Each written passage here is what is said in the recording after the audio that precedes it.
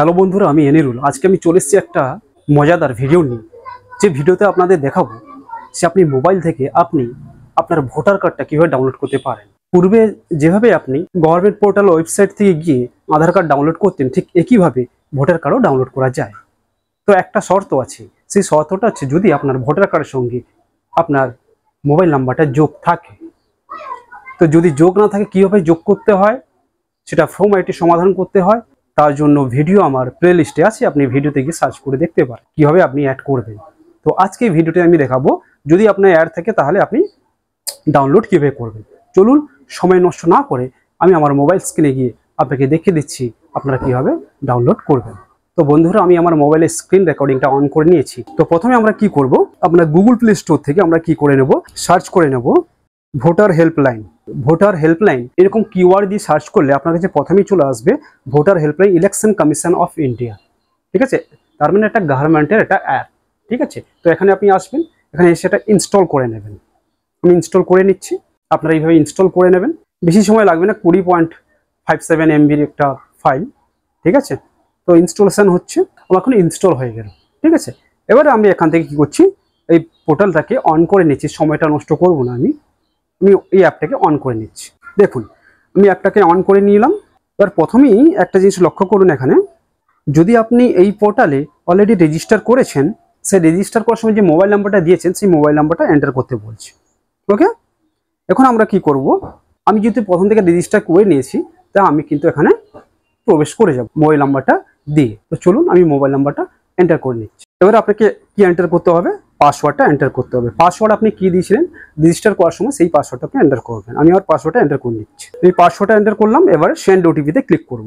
দেখুন আমার এই নাম্বারে অলরেডি একটা মেসেজ চলে এসেছে, ওটিপি চলে এসেছে। এই ওটিপিটা কি কিন্তু আপনাকে এন্টার করতে হবে ওটিপির বক্সে। ওটিপিটা এন্টার করলাম, এন্টার করার পর লগ ইনে ক্লিক করব। এটা নেভার করে দিলাম। এবার দেখুন বন্ধুরা, আমি কিন্তু কি করলাম, আমি আমার পোর্টালে কিন্তু এন্টার হয়ে গেছি। ঠিক আছে, এখানে যদি সেটিংসে ক্লিক করেন দেখবেন আমার নাম এখানে দেওয়া হয়নি, কিন্তু আমার এপিক কার্ড নাম্বারটা কিন্তু এখানে আমার শো করছে। তো আপনি রেজিস্টার হলে আপনারও এইভাবে কিন্তু এটা শো করবে।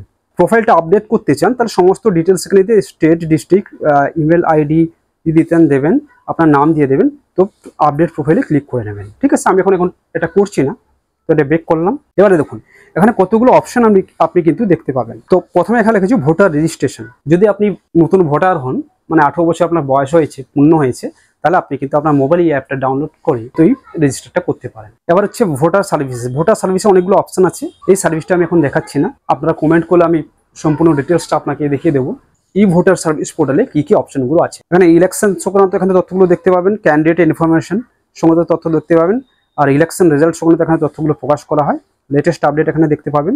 ঠিক আছে, তারপর হচ্ছে আপনার যদি কোনো কমপ্লেন বা সাজেশন থাকে এই অপশনে গিয়ে ক্লিক করতে হবে। এবার আমি কি করব, আমার মূল যেটা প্রয়োজন সেটা হচ্ছে এই অপশনটা ডাউনলোড ই অ্যাপিক, এই অপশনে চলে যাব।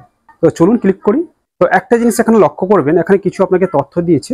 এখানে প্রথমে জিজ্ঞেস করছে do you have voter ID বা রেফারেন্স নাম্বার, তোমার কি কোনো ভোটার আইডি কার্ড আছে, অথবা যদি আপনি নতুন অ্যাপ্লাই করে থাকে বা আপনি আপডেট করেছেন সেখানে রেফারেন্স নাম্বার আপনাকে দেওয়া হয় সাবমিট করার সময়, সেটা কি আপনার আছে?